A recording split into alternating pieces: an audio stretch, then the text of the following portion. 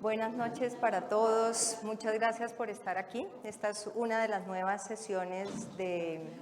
¿Está sonando bien? De educación médica continuada de la Sociedad de Cirugía Ocular. Gracias por invitarme y gracias a AVI por apoyarnos a la sociedad en este tipo de eventos. Voy a hablarles de glaucomas secundarios como un capítulo aparte dentro de los glaucomas porque son fisiopatológicamente diferentes a lo que es un glaucoma primario de ángulo abierto o un glaucoma primario de ángulo cerrado. Y si entendemos la fisiopatología de este tipo de glaucomas, que pues no sobra decir que son de los más severos y de los más complejos para manejar, pues vamos a poder en algunos casos detectar cosas tempranas que eviten que el paciente termine en un glaucoma secundario, y es uno de los objetivos de la charla. Y dos, tratarlos oportunamente para que no haya consecuencias que cambien la visión. El capítulo de glaucomas secundarios es muy grande, entonces lo dividí en dos partes y solo voy a hablar de estos cuatro en el día de hoy, y si tenemos alguna oportunidad más adelante, hacemos el complemento con otro tipo de glaucomas. ¿Por qué hablar hoy día de glaucoma por esteroides? Un tema como tan trajinado. Pues porque sigue ocurriendo. Desafortunadamente todos los días, con alguna frecuencia, vemos pacientes con glaucoma por esteroides, con limitación, algunos de visión, otros simplemente una respuesta hipertensiva, y la idea es que no tengamos que tratar este tipo de pacientes, sino que hagamos prevención. En la definición de una respuesta positiva a los esteroides se ha hablado de esto durante muchísimo tiempo y está descrito desde una presión intraocular mayor a 24 milímetros de mercurio hasta elevaciones de 5 a 10 milímetros de mercurio por encima de la presión basal de un determinado paciente. Y esta respuesta fue descrita desde los años 1950 con esteroides que eran administrados de tipo sistémico. Ahí vinieron las primeras descripciones de hipertensión ocular y de glaucoma por esteroides. Y desde hace mucho tiempo se clasificó, y la clasificaron Armaly y Becker, según el tipo de respuesta, si era según el nivel de presión intraocular, desde leve hasta alto, bajo, medio o alto, si tenían la presión intraocular por debajo de 20 o muy alto por encima de 31 milímetros de mercurio. O también según el aumento de la presión intraocular, bajo si el aumento es de 6 milímetros de mercurio, o alto si tenemos aumentos mayores a 16 milímetros de mercurio. Las teorías de la etiología, del porqué del glaucoma por esteroides han pasado por estas tres fases, desde la teoría genética, teoría mecánica, teoría celular, y simplemente de manera muy breve la teoría genética nos habla de la expresión de una proteína, de un regulador de una proteína que es la miocilina, que se encuentra elevada en pacientes que tienen glaucoma juvenil, por ejemplo, muy elevada, o pacientes que tienen glaucoma primario de ángulo abierto, y también en los pacientes con glaucoma por esteroides. Y la teoría mecánica nos habla de depósitos de glicosaminoglicanos, elastina, porque los esteroides estabilizan la membrana de una enzima, de un lisosoma, que produce una enzima que es la encargada de hacer que los glicosaminoglicanos polimerizados se lisen y no se depositen a nivel trabecular. Entonces, estos esteroides la estabilizan y por lo tanto suben los glicosaminoglicanos a nivel del trabéculo y obstruyen mecánicamente. Y la teoría celular nos habla de alteración, hola, bienvenidos, de alteración en el tamaño celular, aumento del tamaño celular y alteración también de la fagocitosis, encargada de ir a quitar todos los detritos a nivel del trabéculo.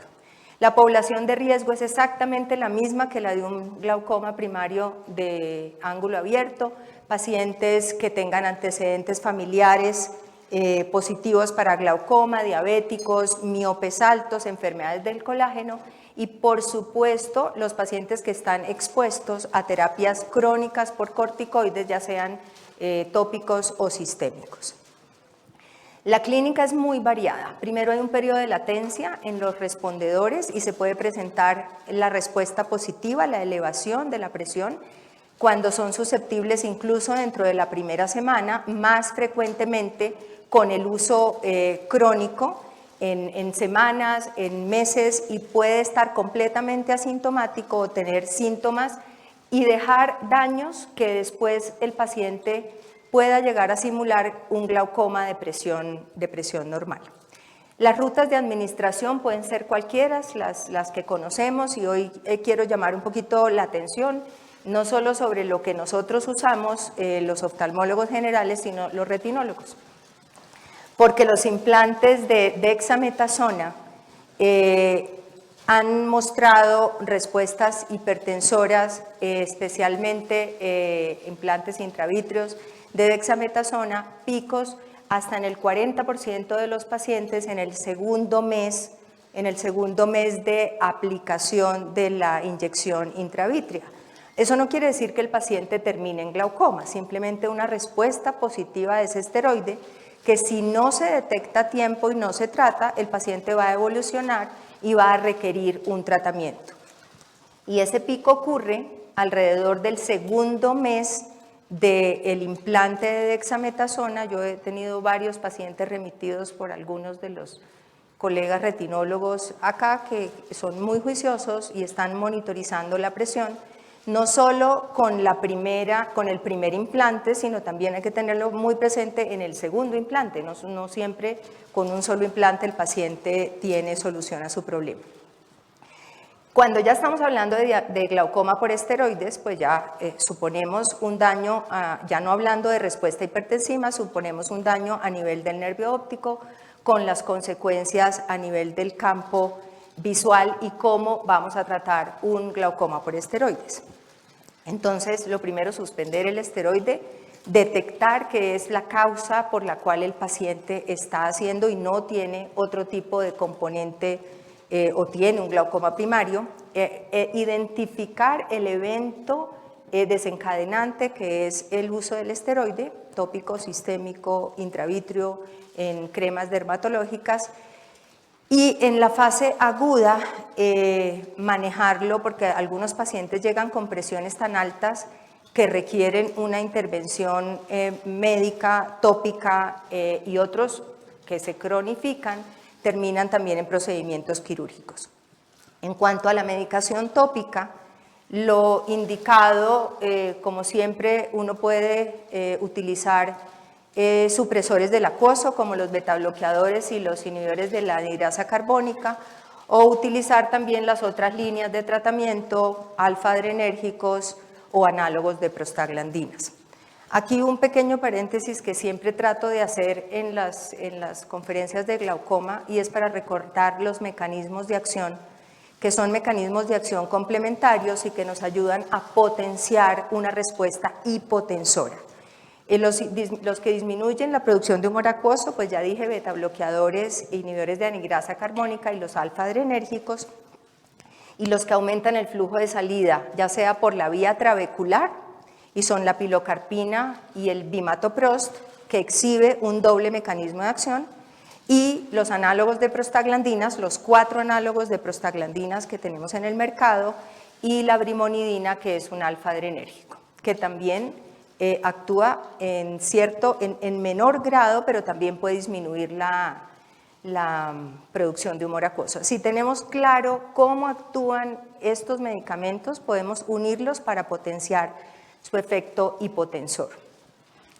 Les voy a mostrar este caso. Es una mujer de 32 años que me llegó a mí con diagnóstico. Ella es de Venezuela y en Caracas la trataban por glaucoma secundario a esteroides. La historia de siempre, la conjuntivitis alérgica que mejora con prednisolona y uno no tuvo el cuidado de decir por 10 días y suspender, que es lo que hay que escribir, y entonces se lo seguía poniendo. Ella llegó con diagnóstico, llamaba la atención que el ojo derecho tenía visión de percepción luminosa y el ojo izquierdo 20-25 con presiones de 13 y 14 en tratamiento con un análogo de prostaglandina. Al mirar las fotos de nervios ópticos, en el ojo derecho pues se ve un poco menos enfocado porque tenía una catarata subcapsular posterior que para nada justificaba la visión de percepción luminosa, y esta excavación bastante grande, el aspecto de ella por esta es una foto con permiso de la paciente, con el crecimiento de las pestañas, con la hiperemia, con toda la reacción de usar por años análogos de prostaglandinas y tristemente este campo visual en el ojo derecho. Y un campo visual en su ojo bueno bastante complicado. Perdón, aquí no me detuve, con una córnea de 481 y 480, muy bajita como factor de riesgo, no haciendo sumas ni restas ni nada matemático, pero un factor de riesgo que le suma al deterioro o va jugando en contra de esa paciente. Entonces les dije, el aspecto de la fotografía no era tan diciente, pero miren el espesor de fibras, 52 global en el ojo derecho, 46 en el ojo bueno, ¿sí? Claro, es un nervio con un tamaño menor, ¿sí? Hay que tener en cuenta siempre el tamaño del disco óptico para hacer la correlación con el espesor global de las fibras. Le adicioné brimonidina más timolol a esa prostaglandina. Y la presión pasó en el primer control, esto fue pues terminando el primer año de pandemia, ustedes ven acá las fechas, esto es una foto de mi historia clínica y las presiones prácticamente no se movieron, 13-14, 14-15, y le propuse hacerle una trabeculoplastia láser selectiva en el ojo izquierdo, tratando de sumar, era un glaucoma, no un glaucoma de ángulo abierto, pero tenía un ángulo completamente abierto, con muy buena banda de pigmento. Aquí le hice la trabeculoplastia láser selectiva solo al ojo izquierdo, el ojo derecho no había ninguna indicación de hacer nada con PL, y las presiones bajaron, y esta es la foto de mi hasta el 23 de febrero de este año en la historia clínica. Y las presiones bajaron y fluctuaron un poco, pero llegué a tener presiones de un dígito en algunas de las tomas. Y esta es la evolución del campo visual de esa paciente hasta mayo de este año, con estabilidad y con un Visual Field Index también bastante bueno, con una rata de progresión de 0,5 a 1,2 decibeles por año, que realmente uno dice es bueno, pero en una mujer joven con ojo único, yo quisiera siempre tener una presión de 4, le he propuesto cirugía, pero ella se ha rechazado la cirugía y sigue con tratamiento médico. Con ese campo visual tan malo, pues recordar que el campo visual 10-2 nos va a permitir hacer un mejor seguimiento de ese paciente y vamos a poder detectar cambios mucho más precoces cuando tengamos un defecto tan severo. ¿Por qué traer este caso? Porque no queremos que sigan pasando y no queremos seguir teniendo glaucoma por esteroides. Es el mensaje para los que están y estamos educando residentes, yo a larga distancia, pero los docentes de esta universidad, para enfocarlos en una formulación adecuada, propia y oportuna de los esteroides. Glaucoma uveítico es...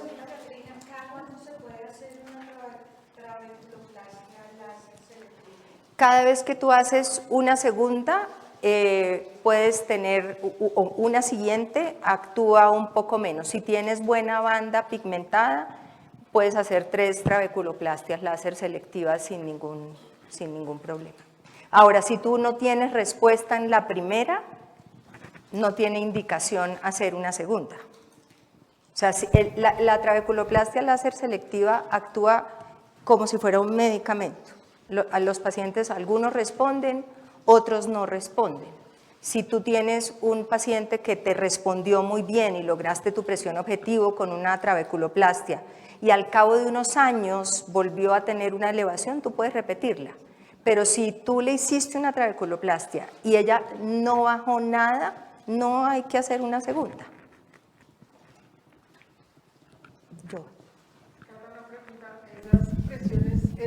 ¿Son ajustadas a la paquimetría? No, esa es la presión Toma. por eso, o sea que probablemente tiene un poquito más. Claro, y por eso yo a esa paciente quisiera hacerle una trabeculectomía. En ese ojo ella es faca, ¿sí? En el otro ojo tiene una catarata subcapsular posterior que ahí se va a quedar. Anita.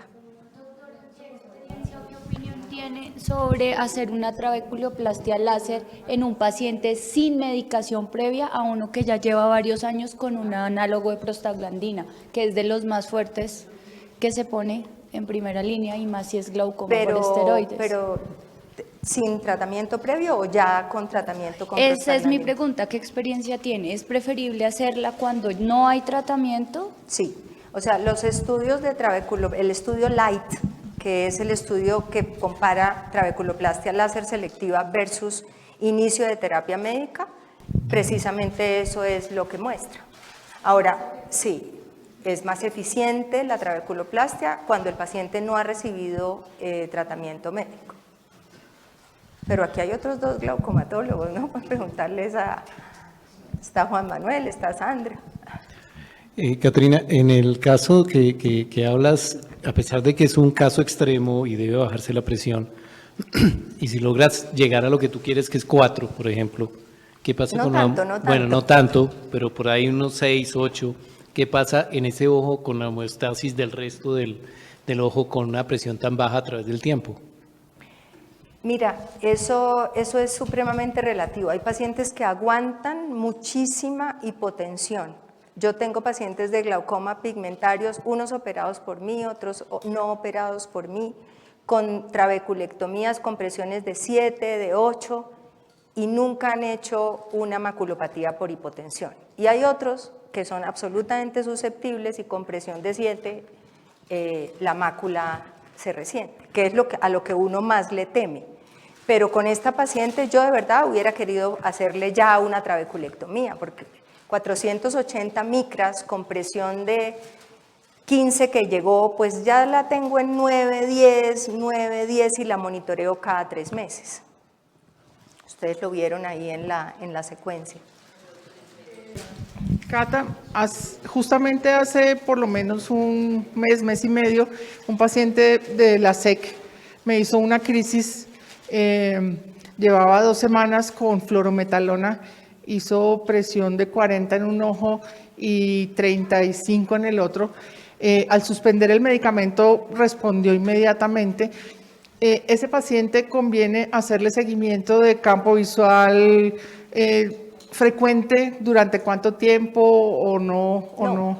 No, si fue simplemente un respondedor, es decir, hizo una respuesta positiva a los esteroides, tiene nervio óptico normal, se normalizó la presión ocular, es advertirle al paciente que tiene esa susceptibilidad. Eso es lo único que hay que hacer, porque no hay nada para seguir, no hay un daño en el nervio, no tiene por qué haber de ninguna manera un daño campimétrico. Y tomar un primer examen como para hacerle... Yo no lo vale haría. la pena. Si yo le encuentro que el nervio está normal y todo lo demás está normal, yo no le hago un examen de campo visual. Si hay algún cambio en esos 15 días. Es increíble cómo puede cambiar un nervio óptico en 15 días si la presión está en 50. Y también es increíble que los pacientes llegan con presión de 50 y no les duele.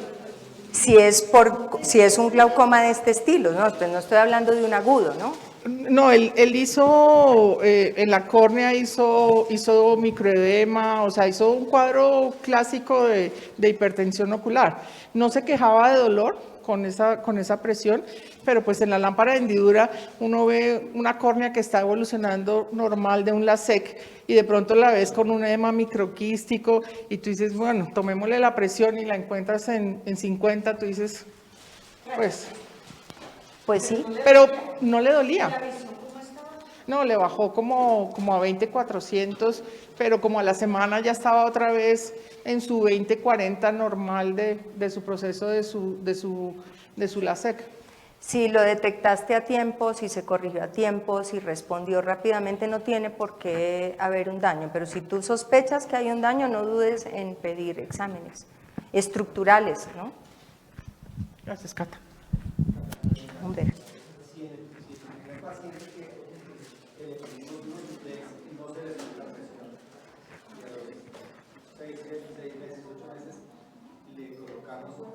Surdex, ya es menos, pues, ¿qué tan posible es de que continúe igual y que no se le vuelva que no se le suba? Sí, sí puede pasar. Incluso hay factores de riesgo en uso de Osurdex y, por ejemplo, cuando estuve leyendo, yo no lo sabía, por ejemplo, consideran un factor de riesgo una presión intraocular mayor a 15 milímetros de mercurio.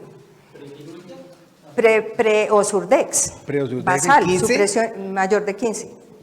Consideran un factor de riesgo el que el paciente tenga obviamente una córnea delgada, pero además antecedente familiar positivo para glaucoma. O sea, si el paciente tiene antecedentes de glaucoma, ojo con el Osurdex. Entonces, yo sí creo que así el paciente no haya hecho una respuesta hipertensiva con el primer Osurdex, hay que igual monitorizarlo en la segunda dosis. Exactamente.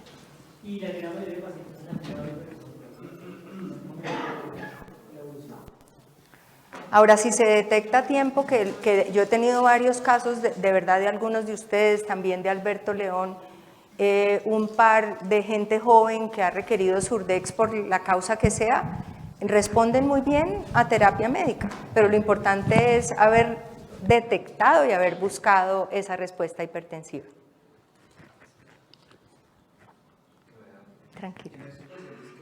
Hay una hipertensión importante inicial. Le inicia uno generalmente a veces triconjugados, la inmunidad, timolol. ¿Cómo le gusta hacer el destete de medicamentos a medida que va bajando esa presión? ¿Cuál le gusta retirar primero y cuál deja para último? Yo normalmente cuando tengo un glaucoma por esteroides, yo no empiezo con un triconjugado, ¿sí? A ver, es diferente si el paciente llegó con presión de 26, así llegó con presión de 50, que los he tenido. Entonces, lo importante de eso es ver que haya respondido en el corto plazo.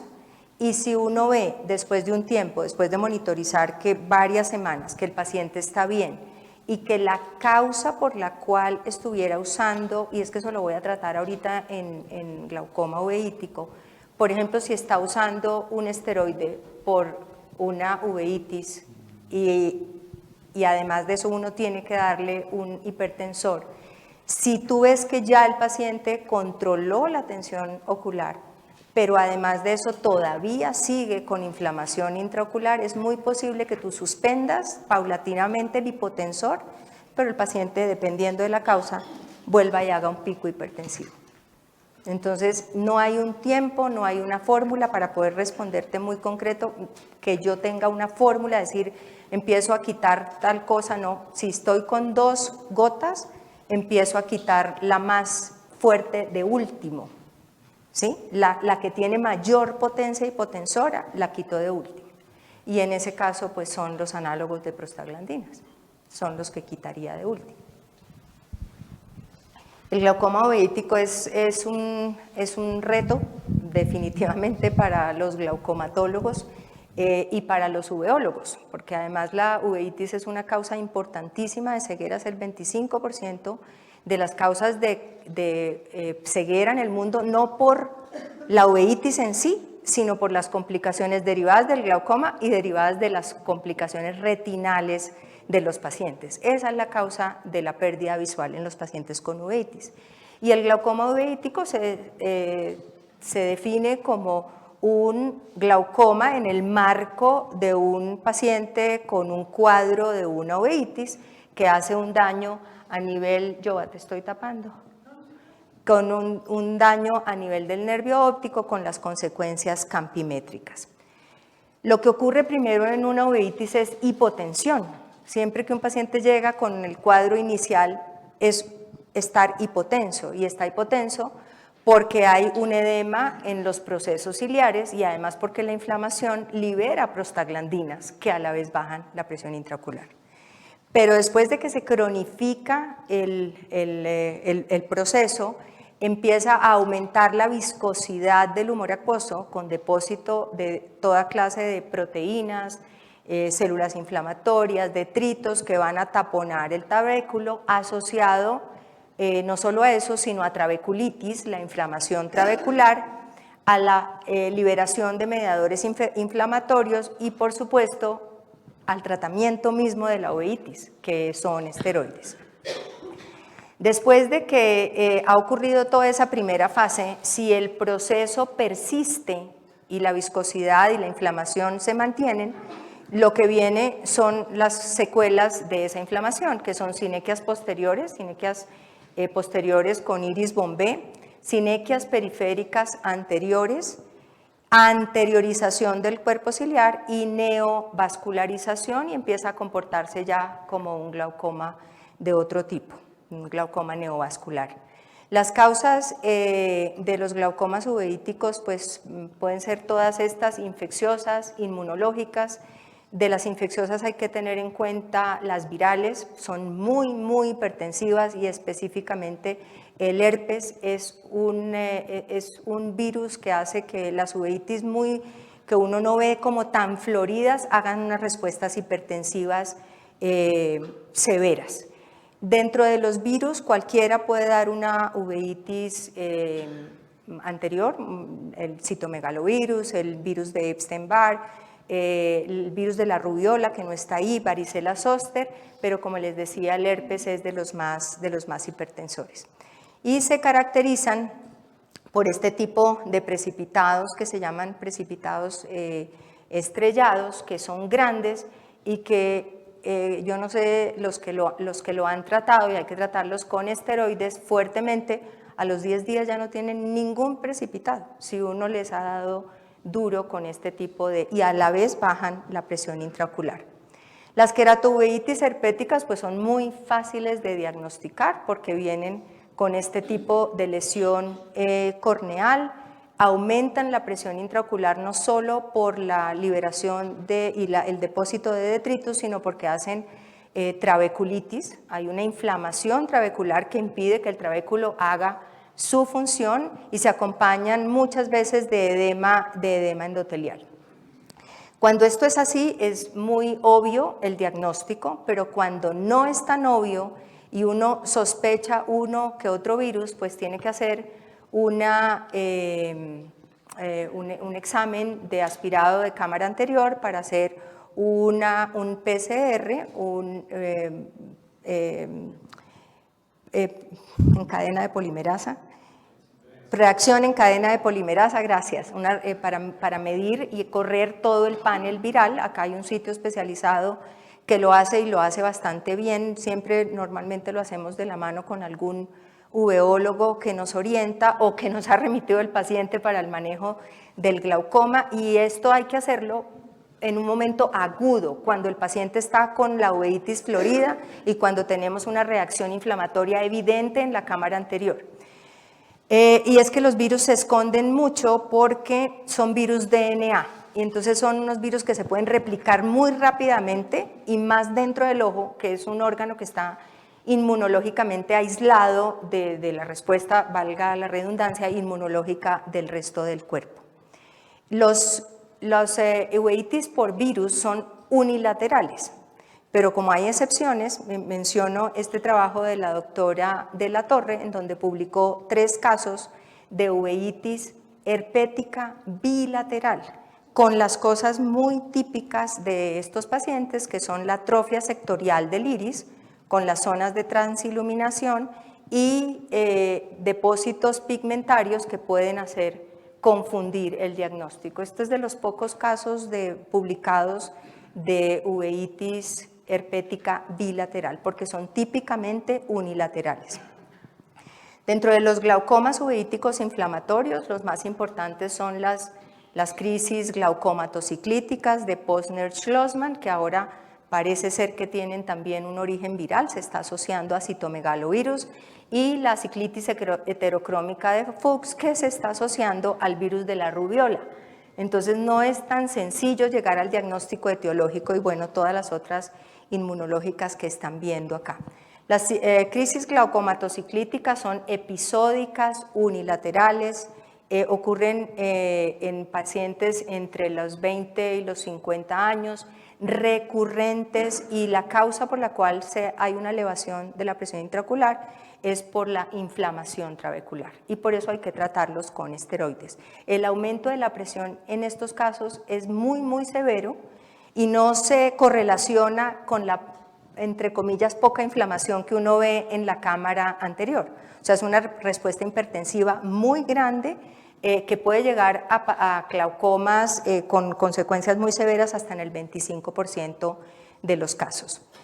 En la ciclitis heterocrómica de Fuchs, que como les dije se está asociando al virus de la rubiola, pues el caso también es unilateral, en donde hay una respuesta hipertensiva en el ojo que tiene la hipocromía, y esa es la forma de hacer la diferenciación con otros tipos, porque al final el tipo de depósitos endoteliales y se describen de una o de otra manera, pero al final pues se parecen todos, solo hay unos que son muy específicos. En el síndrome de Vogt-Koyanagi-Harada, David, te acordarás de nuestro profesor que no podíamos dejar de decirle cuáles eran los nódulos de Kep y los nódulos de Usaka. A nuestro jefe del servicio de oftalmología le fascinaban los nombres propios y teníamos que aprendérnoslos. Es una uveitis que contrasta mucho con las herpéticas porque son unas uveitis muy floridas, son granulomatosas con formación de depósitos endoteliales en grasa de carnelo y con los nódulos de Kep típicos en el borde pupilar y los de Usaka en la periferia media del iris, y este es un ejemplo de este tipo de presentación del síndrome de Vogt-Koyanagi-Harada. Entonces, si vamos a diagnosticar un glaucoma uveítico y tenemos la ayuda de la gonioscopia, hay algunas cosas en este algoritmo que a mí me gustan y lo dividen en ángulo abierto y ángulo cerrado. Es como para tener un poco de orientación etiológica. Entonces empecemos con ángulo abierto, con iris normal o con iris anormal.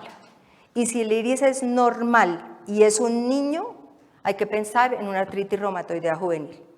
Pero si es un adulto y son recurrentes, hay que pensar en una crisis glaucomatociclística de Posner-Schlossman.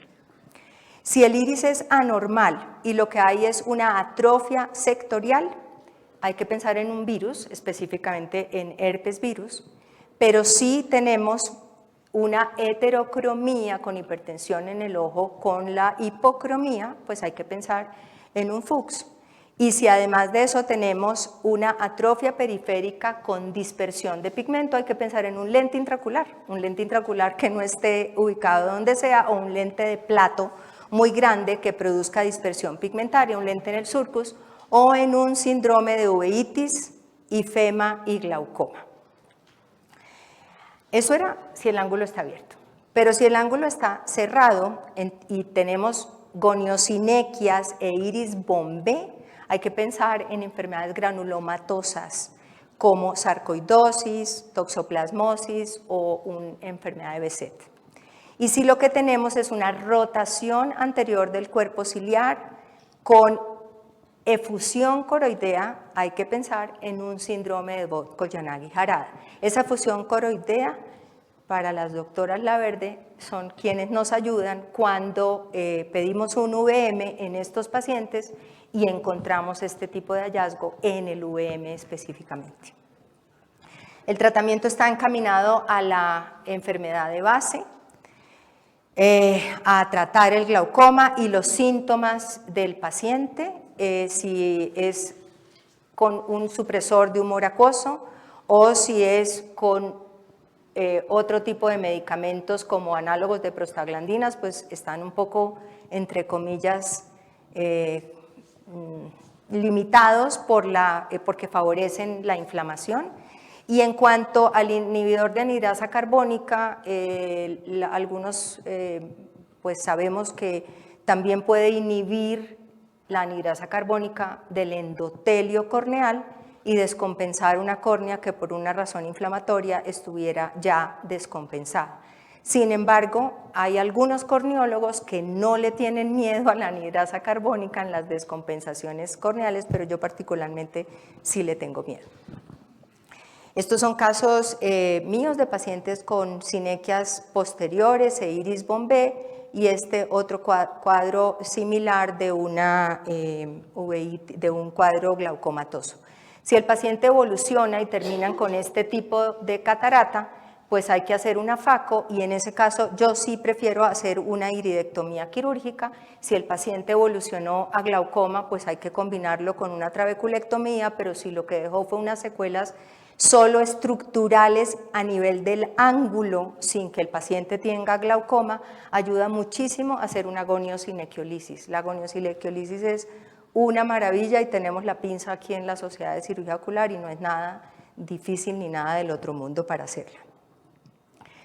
En cuanto al manejo quirúrgico, cuando el paciente ya tiene un glaucoma, vamos a irnos desde una trabeculectomía a una válvula de Ahmed, sabiendo que hay una mucha mejor respuesta en los pacientes con una válvula de Ahmed en estos pacientes y que la trabeculectomía solo la vamos a dejar para casos en donde el pronóstico visual lo amerite, pero normalmente responden mucho mejor. Las trabeculectomías tienen una vida media en glaucomas uveíticos que no tienen una durabilidad tan alta como la válvula de Ahmed. Y obviamente no son cirugías fáciles, son cirugías difíciles que hacen toda clase de reacciones, tanto a nivel del plato como, por ejemplo, complicaciones, como este paciente que me hizo una necrosis de la conjuntiva y expuso completamente el parche de esclera, o como este paciente que me llamaron de la Clínica Colombia, eso es hace mucho tiempo, el oftalmólogo o el médico general, la verdad no recuerdo, me llamaron y me dijeron, tiene una cosa rarísima en el ojo, yo no me atrevo a quitársela, por favor, le dije, véngase ya, y la cosa rarísima era la válvula extruida que la tenía sostenida por los párpados. A mí también me llamó un paciente una vez y me mandó una foto de la válvula en la mano, pero en una válvula puesta por mí. Y yo me había ido de vacaciones, yo no sé si tú te acuerdas que yo presenté ese caso. El paciente me dijo, ¿qué será esto que tengo acá? Y yo estaba en Croacia, entonces después les echo ese cuento. En estos pacientes hay que tener mucho cuidado con los recuentos endoteliales porque tanto la inflamación como los picos de tensión hacen que pierdan células endoteliales. Entonces, en un recuento de esto, si vamos a poner una válvula, poner el tubo en el sulcus, poner el tubo retroiridiano siempre como este. Creo que este paciente es tuyo, Andrés. Sí, tú me lo mandaste para ponerle hace mucho tiempo. Les voy a contar este caso clínico. Esta es una mujer de 49 años que un mes antes tuvo un herpes zóster del trigémino del lado derecho. Y me consultó a mí por dolor en el ojo y por visión borrosa. A ella le trataron su herpes zóster, la visión 20/60, presión de 38 en el ojo que le dolía y en el ojo con la disminución de visión, un nervio óptico normal y esto. Nadie le miró el ojito, o sea, tenía un herpes zóster y nadie le miró el ojito. Y tenía una uveitis herpética típica que mejoró rápidamente con esteroides y con el manejo de la presión lo hice con timolol y con bimatoprost. Ahí hay un acercamiento de esa foto que ustedes ven la fecha acá, es un caso muy reciente, le hice el manejo antiinflamatorio y ella ya había hecho todo el ciclo de antivirales, pues ustedes se imaginarán si tenía un herpes zóster del trigémino. Esta foto es para recordarles que cuando hay un herpes zóster del trigémino y ustedes ven una lesión en la punta o cercano a la ala nasal, es porque está comprometida la rama nasociliar y entonces hay que mandar al paciente al oftalmólogo, pero a esta paciente no la mandaron al oftalmólogo. Glaucoma neovascular es el glaucoma secundario más común de todos los glaucomas. Además es de los más difíciles de tratar. Todos sabemos por qué ocurre, por una respuesta de vasoproliferativa ante una isquemia del segmento posterior, especialmente una isquemia retiniana que libera este factor de crecimiento endotelial vascular y que hace e induce la formación de neovasos en lugares donde no tienen que salir neovasos. Las causas más frecuentes pues, son la diabetes, los procesos isquémicos, las oclusiones vasculares, pero cualquier cosa de estas, incluyendo la uveitis que ya mencioné, un desprendimiento de retina, la retinopatía de la prematuridad, tumores o traumas, pueden llevar a un glaucoma de tipo neovascular. La clínica es muy aguda cuando el paciente ya tiene un glaucoma instaurado con formación de neovasos, dolor, como un glaucoma agudo, con síntomas vasovagales y con presiones intraoculares pues, muy elevadas. Y los estadios van a depender del momento en donde nos llegue el paciente. Si el paciente llega en un estadio de rubeosis, sin hipertensión ocular y sin nada, pues el paciente tiene que ser tratado netamente por un retinólogo, monitorizándole la presión intraocular y haciendo el manejo de retina que corresponde. Pero si el paciente evoluciona, se va a comportar como un glaucoma de ángulo abierto, con formación por la formación de esa membrana fibrovascular que tapiza el iris no solo en la parte pupilar, sino a nivel del ángulo y que va a terminar haciendo todo lo que uno ve que es el ectropión uveal y los vasos iridianos.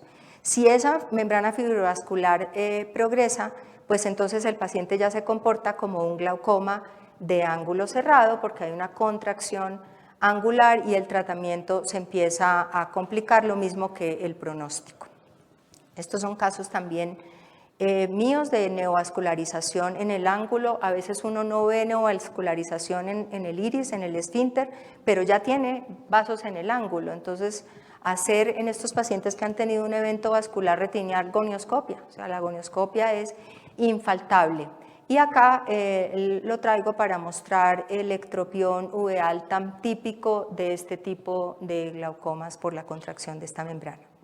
El manejo va a depender de cómo está el paciente, realmente de si el paciente tiene potencial visual o no. Lógicamente, ya lo dije, está dirigido a la causa de base, si es lo que sea a nivel retinal, pues los antiangiogénicos, cirugía de retina si es el caso, y a disminuir el dolor del paciente. Entonces, otro algoritmo, me fascinan los algoritmos. Si tenemos la presión intraocular normal o si tenemos la presión intraocular elevada en un caso de rubeosis que tenga presencia en iris y en ángulo. Y si la presión está normal, pues hay que tratar simplemente la inflamación y hacer un manejo y obviamente observar al paciente. Pero si el paciente tiene isquemia, entonces ya y con medios claros, pues nos vamos a terapia antiangiogénica, láser si es necesario. Y si el paciente tiene medios opacos, pues todo esto, antiangiogénica, retinopexia, si hay necesidad, endoláser, hacer vitrectomía y una FACO. Si tenemos presión intraocular elevada con agudeza visual útil, el mismo tratamiento vitrectomía, antiangiogénicos, endoláser y faco, de ser necesario, pero si estamos ante una presión intraocular elevada, con una agudeza visual no útil, con un paciente que perdió la agudeza visual, pues vamos a hacer siempre un procedimiento que sea para disminuir el dolor del paciente, y esos son los procedimientos que son cicloablativos, manejando la inflamación y haciendo cicloplegia. El manejo médico va encaminado al control de la presión intraocular, al manejo de los síntomas, al manejo del dolor, con atropina, por ejemplo, ayuda en estos pacientes, y el manejo quirúrgico a nivel retiniano es de competencia de los retinólogos, y para nosotros casi siempre van a terminar en un implante de una válvula o van a terminar en una ciclofotocoagulación transescleral o en una criocoagulación. El control de la presión intraocular y el manejo del dolor con medicamentos ahí sí triples, siempre tiene que haber una combinación triple porque son demasiado elevadas las presiones, y si responden a esto pues muy bien, pero la mayoría no responden y van a terminar en un procedimiento quirúrgico. Entonces, el implante valvular es lo más aconsejado en un glaucoma neovascular una vez haya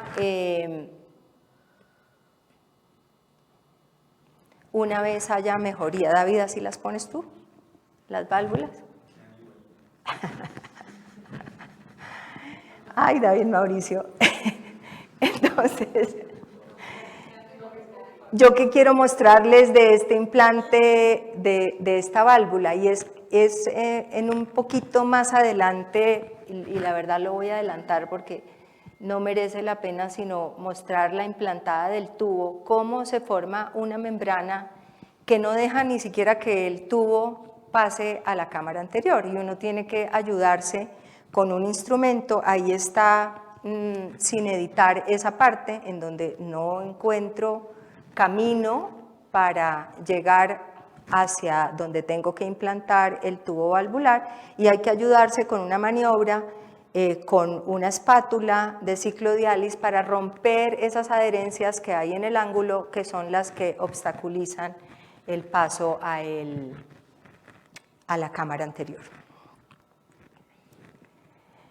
Les muestro este caso también muy reciente, 10 de julio, hombre de 48 años, él me consulta porque no ve por el ojo derecho, y él tiene una historia un poco oscura. Dice que tuvo un trauma, que se cayó 20 años antes y se pegó en la cabeza del lado temporal, y desde ahí le empezó un glaucoma que le han hecho toda clase de cotas, le hicieron una trabeculectomía 7 años antes, y él se pone las gotas solo cuando tiene el ojo rojo, se pone un triconjugado solo cuando tiene el ojo rojo. Curiosamente no le duele, con presión de 60 y con esa gonioscopia. Todos los ángulos, no se ve ninguna estructura angular, y cuando uno indenta obviamente hay goniosinequias. Este es el aspecto del ojo del paciente con la trabeculectomía aquí arriba, con todos estos neovasos que están tapizando el iris muy típico, el ectropión uveal, y el ángulo completamente secluido, ¿sí?, por ese glaucoma de tipo neovascular.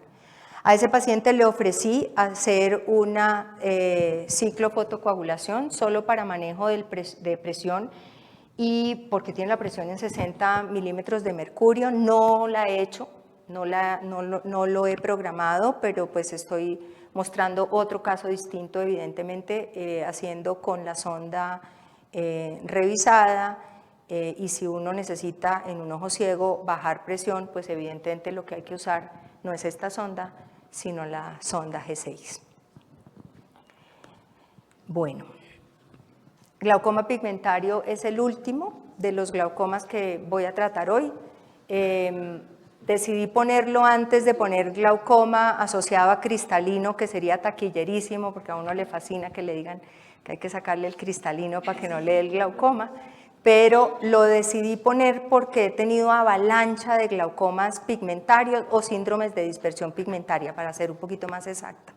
Y es que hay que buscarlo porque no es tan fácil en una consulta ocupada que a uno se le pase un uso de Krukenberg, es supremamente fácil. Y está descrito también hace muchos años. Admiro a las personas que sin gonioscopios hacían descripciones de cómo un pigmento en el ángulo causaba aumento de la presión intraocular, y estamos hablando de 1940. Se comporta cuando hay ya glaucoma pigmentario como un glaucoma primario de ángulo abierto por acumulación crónica de pigmento en la malla trabecular, después de un síndrome de dispersión pigmentaria que no ha sido detectado y que no ha sido tratado.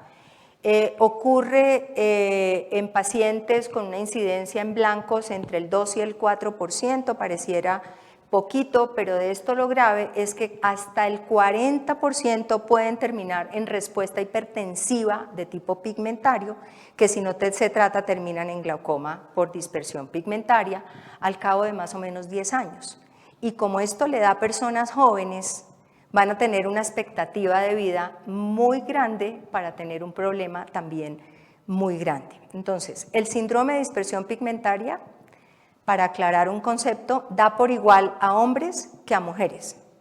Pero el glaucoma pigmentario, cuando el paciente ya hace una respuesta y un daño por glaucoma pigmentario, es mucho más frecuente en hombres que en mujeres, 70% hombres, 30% mujeres. Entonces, ojo con los hombres jóvenes y miopes, y sobre todo miopes altos, porque terminan hasta un 40%. Este es un estudio que hizo el Hospital Militar con Fernando Gómez.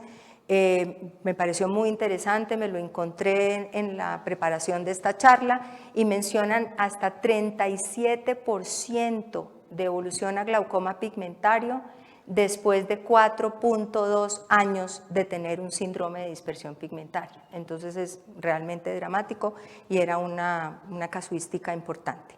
El síndrome de dispersión pigmentaria ocurre por una concavidad del iris, hay factores genéticos asociados y también una diferencia de presiones entre la cámara anterior, en donde se habla de un bloqueo pupilar inverso. El humor acuoso se está acumulando es acá, en la cámara anterior, que hace que el iris haga esta concavidad y tenga un toque del epitelio pigmentario del iris, tanto con la zónula como con el cristalino, y hace esta dispersión que se va a acumular en todas partes. Esa liberación de pigmento ocurre más en los pacientes que tienen esta concavidad, y el OCT, en la experiencia nuestra, mucho más usamos para esto el VM que el OCT.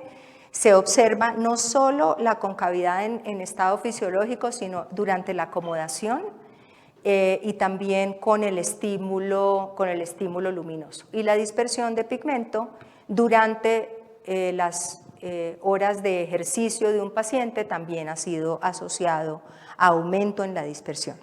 Acá hay algunos signos para detectar un síndrome de dispersión pigmentaria. Estamos en síndrome de dispersión pigmentaria y no en glaucoma pigmentario. El uso de Krukenberg, que de verdad hay que buscarlo, o sea, hay que mirar el endotelio corneal y ver esa disposición elipsoide del pigmento. El pigmento en la periferia media del cristalino, en la cara anterior, tiene un nombre propio también, la línea de Saint-Meyer, que fue descrita, así como la línea de San Paulesi en el ángulo, los depósitos de pigmento,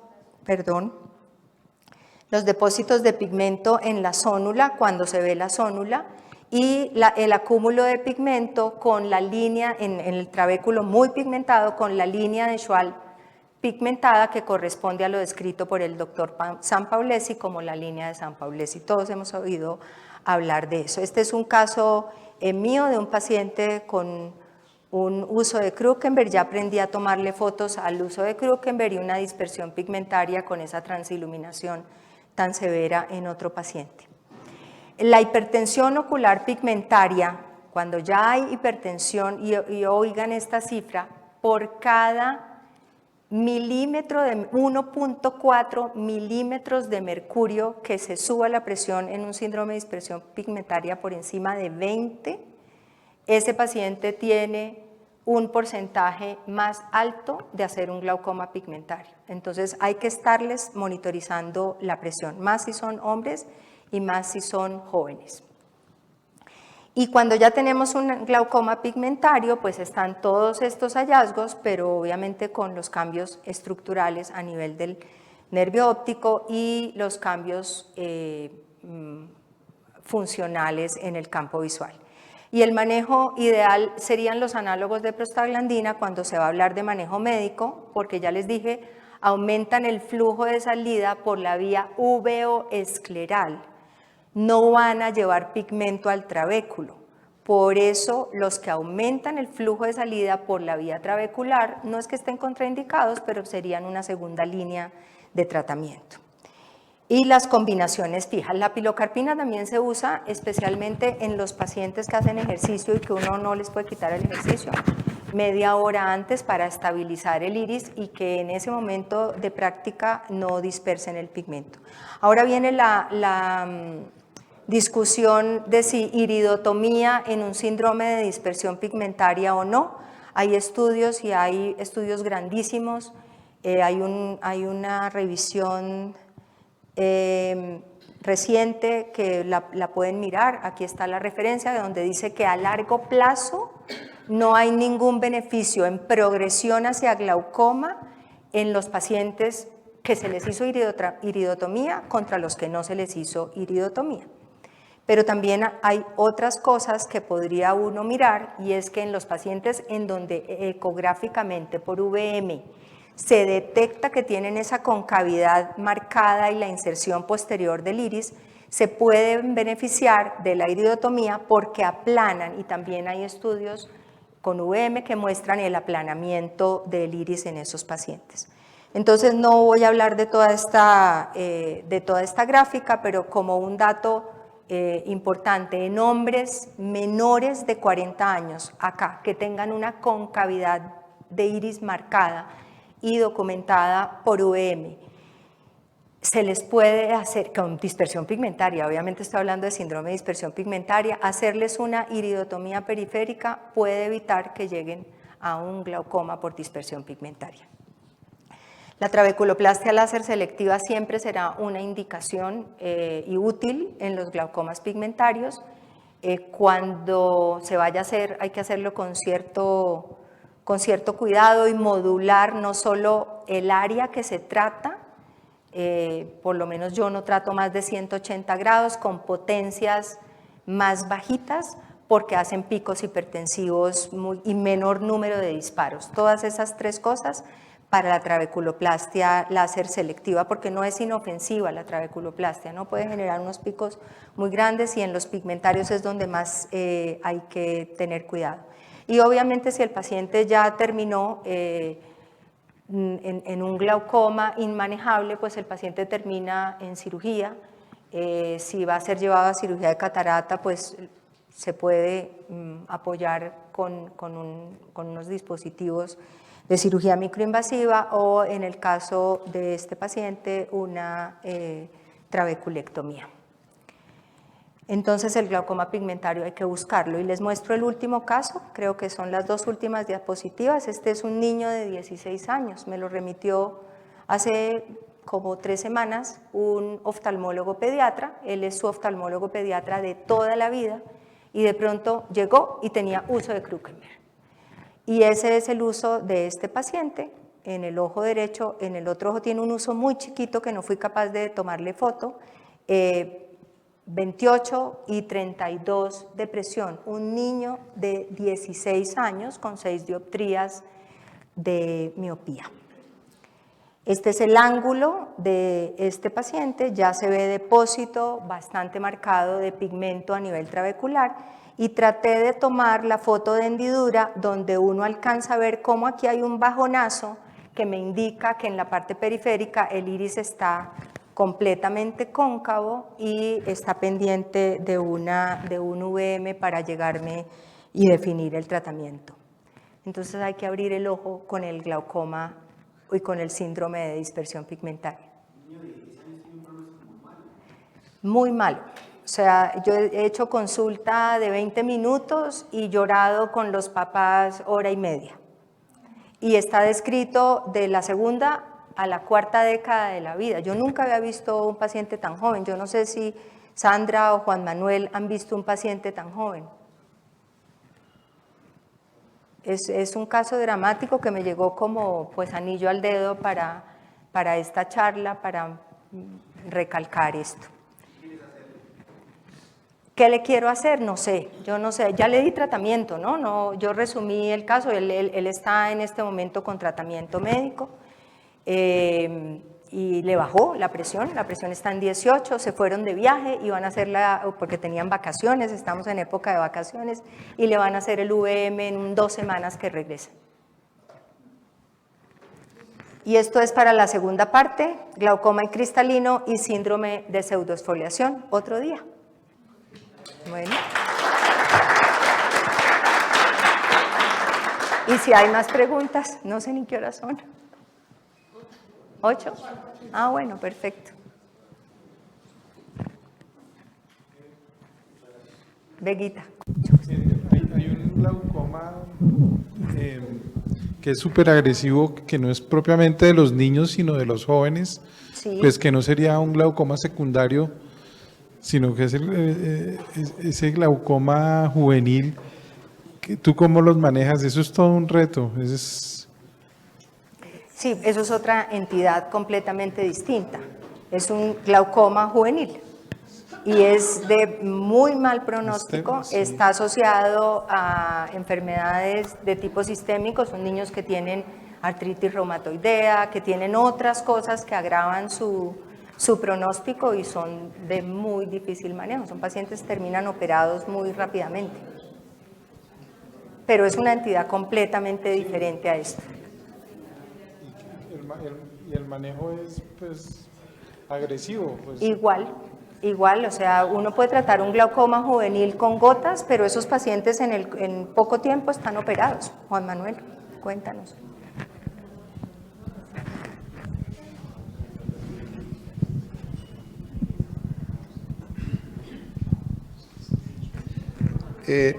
Yo quería reforzar un poquito un concepto, y es que en los ojos con no PL, cualquiera que sea la causa, pero específicamente, primordialmente en los neovasculares, salvo síntomas muy fuertes de descompensación corneal y de eso, la gran mayoría de las veces, como el caso que tú mostraste que tenía 60 y el ojo ni le dolía ni nada, los antiglaucomatosos muchas veces terminan produciendo más dolor y más inflamación que la propia patología.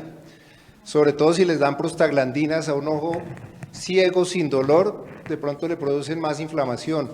Si le dan algo que tenga brimonidina, que sabemos que también es de la que más produce alergias, terminan los pacientes con más síntomas que con lo que tenían. En general, en la gran mayoría de ojos sin percepción luminosa por glaucoma, lo único que yo hago es darles de pronto esteroides a dosis muy bajitas, la atropina a veces sí, a veces no, y mientras no tengan síntomas no hay nada más que hacerles.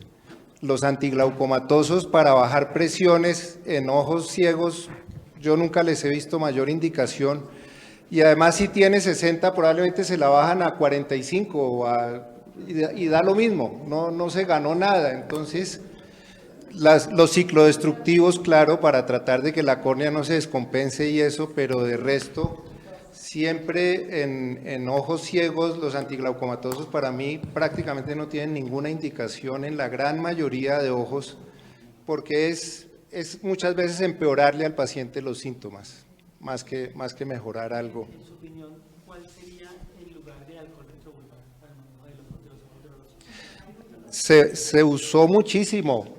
Se usó muchísimo, en realidad básicamente cuando ya es un dolor muy fuerte. Sí, yo hace tiempos no pongo un alcohol retrovulvar. Me acuerdo en la Samaritana hace años poníamos bastante alcohol retrovulvar, probablemente porque no teníamos los ciclodestructivos un poquito más modulados que hay hoy. y como teníamos solo la ciclocriocoagulación, algunos y probablemente más de los que se debieran de esos ojos se iban a tisis bulbi y ya era un estado peor para el paciente y para el ojo. Pero probablemente hoy con los ciclodestructivos más modulados, que como que uno no tiene tanto el riesgo de tisis bulbi, es preferible hacer eso. Pero sí hay ojos muy dolorosos que terminan en eso, pero yo hace rato que no pongo un alcohol retrobulbar. Ustedes han puesto... Claro que funciona. Funciona.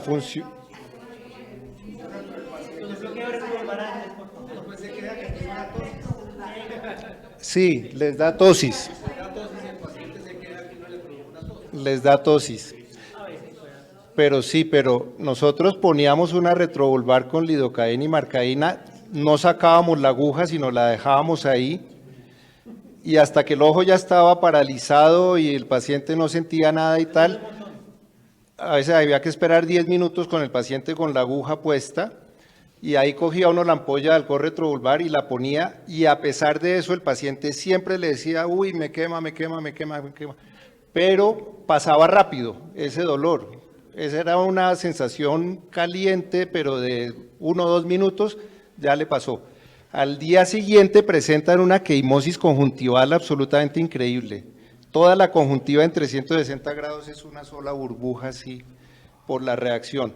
Pero funciona, claro, hay muchos pacientes que se les quitaba el dolor y el ojito ya era tolerable. Y hay que tener mucho cuidado porque donde uno se superficializa un poquito, produce una necrosis de todo el párpado y de la mejilla y de todo. Yo solo vi una necrosis una sola vez en San Ignacio, Yo no me acuerdo, es que inclusive hasta vendían las ampollas. Vendían las ampollas de alcohol absoluto. Era como 1 centímetro, sí. 1.5, y lo que dijo Juan Manuel, la anestesia y bien retrovulvar. Claro, retrovulvar, total, retrovulvar. Con la aguja 25 larga, retrovulvar y dejar la aguja allá y no sacarla.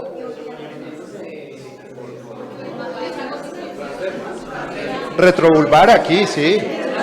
Como la retrovulvar que se pone. Claro.